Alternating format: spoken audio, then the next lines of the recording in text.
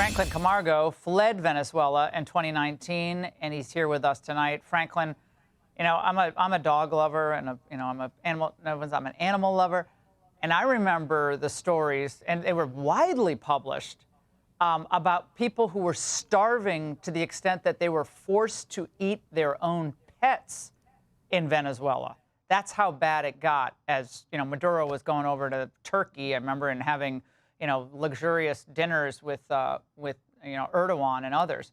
But Franklin, you've been personally targeted for protesting the dictatorship there.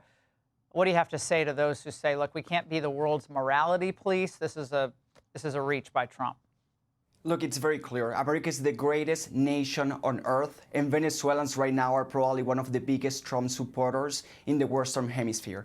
We are supporting what Trump just did. And to put into a very clear example of what it is to live under the Venezuelan regime, a show like this one, and an amazing show that you have right now, in having this conversation or this show in Venezuela would be impossible. Over 400 media outlets or shows have been closed in Venezuela in the last 2 decades. Freedom of speech doesn't exist. Gun rights doesn't exist. You don't have peaceful ways to actually try to remove Maduro or his regime from power. So what Trump did is just a great example of what America First actually looks like. No American died in that operation. And Maduro was not a president. He was a fugitive. He was indicted in 2020. So it's actually very clear. The fact that leftists are complaining about this speaks volumes about who they are right now. And it's actually very sad. When you watch the celebrations throughout Venezuela, it reminds us of other celebrations we've seen when freedom is actually allowed to flourish. Then there's the other question is what comes next, and so you have the number two to Maduro, who I know Marco Rubio was saying nice things about, but the problem there seems to also be potentially problems with her. Yet you need some stability. You can't throw everyone out. We made that mistake in Iraq, and that caused huge problems. Not to make the comparison, but there might be some comparison there. Your thoughts on the transition to power for others?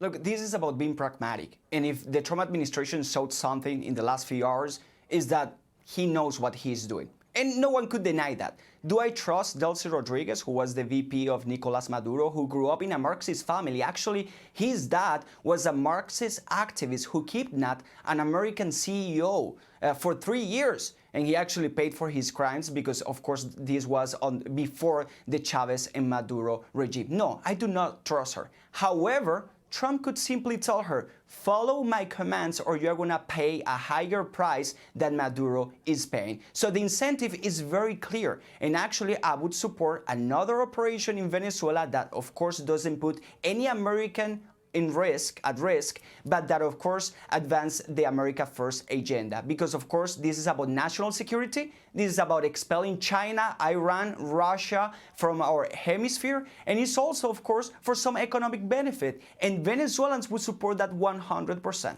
Yeah, Americans have to be paid back, that's for sure. We've lost trillions in Iraq and Afghanistan. I know the Venezuelan people would be fine with that. Franklin, I see the joy on your face. It's good to see it. Thank you very much. Hey, Sean Hannity here. Hey, click here to subscribe to Fox News YouTube page and catch our hottest interviews and most compelling analysis. You will not get it anywhere else.